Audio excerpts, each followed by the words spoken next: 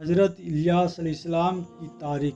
حضرت الیاس علیہ السلام اردن کے ایک علاقہ زلعاد میں پیدا ہوئے۔ قرآن پاک میں آپ کا نام الیاس اور الیاسین دونوں طرح کا ذکر کیا گیا ہے۔ اللہ تعالیٰ نے آپ کو اہل شام کی اصلاح کے لیے نبی بنا کر بھیجا تھا۔ آپ کی دعوت کا علاقہ شام کا مشہور شہر بلبک تھا، جو دمشق سے تقریباً 2 کلومیٹر کی دوری پر والے ہے۔ اس شہر میں بال نام کا سونے کا ایک بہت دست بڑا بت تھا، وہ لوگ اسے اپنا خدا سمجھتے تھے۔ حضرت الیاس علیہ السلام نے انہیں ایک اللہ تعالیٰ کی عبادت کی طرف بلایا اور ان کے بادشاہ کو دعوت دی۔ ان لوگوں نے آپ کی دعوت کو قبول نہ کیا اور آپ کے قتل کے در پہ ہو گئے۔ آپ وہاں سے چلے گئے اور جب بادشاہ مر گیا تو آپ واپس آئے اور نئے بادشاہ کو دعوت دی، تو اس نے اور اس کی پوری قوم نے ایمان قبول کر لیا۔ قرض ادا کرنا۔ رسول اللہ صلی اللہ علیہ وسلم نے فرمایا، قرض کی ادائیگی پر قدرت رکھنے کے باوجود ٹال موٹل کرنا ظلم ہے۔ خلاصہ، اگر کسی نے قرض لے رکھا ہے اور اس کے پاس قرض ادا کرنے کے لیے مال ہے تو پھر قرض ادا کرنا ضروری ہے، ٹال موٹل کرنا جائز نہیں۔ ایک آنسو سے جہنم کے سمندر بجھ سکتے ہیں۔ رسول اللہ صلی اللہ علیہ وسلم کے پاس حضرت جبرائیل علیہ السلام تشریف لائے، جبکہ آپ کے پاس ایک شخص بیٹھ رو رہا تھا۔ حضرت جبرائیل علیہ السلام نے پوچھا، یہ کون ہے؟ آپ نے فرمایا، فلاں شخص ہے۔ تو جبرائیل علیہ السلام نے فرمایا، ہم انسان کے سب اعمال کا وزن کریں گے مگر رونے کا نہیں کر سکیں گے، کیونکہ اللہ تعالیٰ آنسو کے ایک قطرے سے جہنم کے کئی سمندر بجھا دیں گے۔ عرب کے رستوں کے متعلق پیشن گوئی۔ ایک مرتبہ آپ صلی اللہ علیہ وسلم نے عدی بن حاتم رضی اللہ عنہ سے فرمایا، اے عدی، اگر تیری عمر لمبی ہوگی تو دیکھے گا کہ اونٹ پر سوار اکیلی عورت ہیرا جگہ سے چلے گی، یہاں تک کہ کعبہ کا طواف کرے گی اور اللہ کے علاوہ اس کو کسی کا ڈر نہ ہوگا۔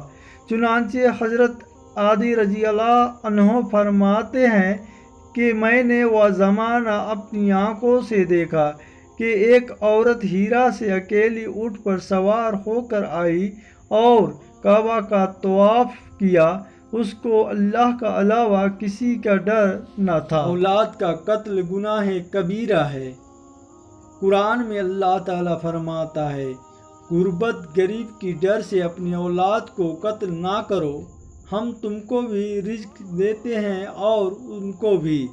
خلاصہ، روزی کا ذمہ اللہ تعالیٰ پر ہے، لہذا روزی کی تنگی کی ڈر سے بچوں کو مار ڈالنا یا حمل گرانا یا پیدائش سے بچنے کی کوئی اور تدبیر اختیار کرنا، جیسا کہ آج کے دور میں ہو رہا ہے، بہت ہی بڑا گناہ اور حرام کام ہے۔ دنیاوی زندگی کا مثال۔ قرآن میں اللہ تعالیٰ فرماتا ہے، دنیا کی زندگی کی مثال ایسی ہے جیسا کہ ہم نے آسمان سے پانی برسایا ہو، پھر اس کی وجہ سے زمین کے پیڑ پودے پیدا ہو کر خوب گنجن ہو گئے ہو، پھر یا کسی حادثے کا شکار ہو کر ریزہ ہو جائے کہ اس کو ہوا اڑائے پھرتی ہو۔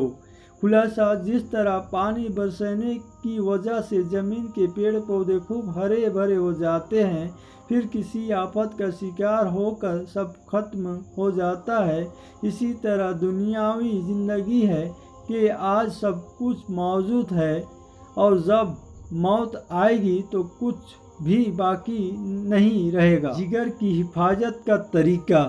رسول اللہ صلی اللہ علیہ وسلم نے فرمایا، جب تم میں سے کوئی پانی پیے تو ٹھہر ٹھہر کر چسکی لے کر پیے اور گٹا گٹ نہ پیے، کیونکہ اس سے جگر میں درد ہوتا ہے۔ کافر کے لیے 50,000 سال کی قیامت۔ رسول اللہ صلی اللہ علیہ وسلم نے فرمایا، کافر کو 50,000 سال تک قیامت میں کھڑا کیا جائے گا۔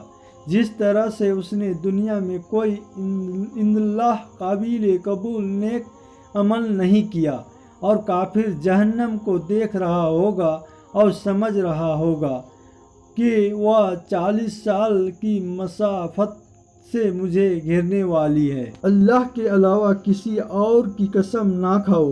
رسول اللہ صلی اللہ علیہ وسلم نے فرمایا، اپنے ماں باپ اور بتوں کی قسم نہ کھاؤ، اور نہ ہی اللہ کے علاوہ کسی اور کی قسم کھاؤ۔ اگر قسم کھانے کی ضرورت پڑ جائے تو صرف اللہ کی سچی قسم کھاؤ۔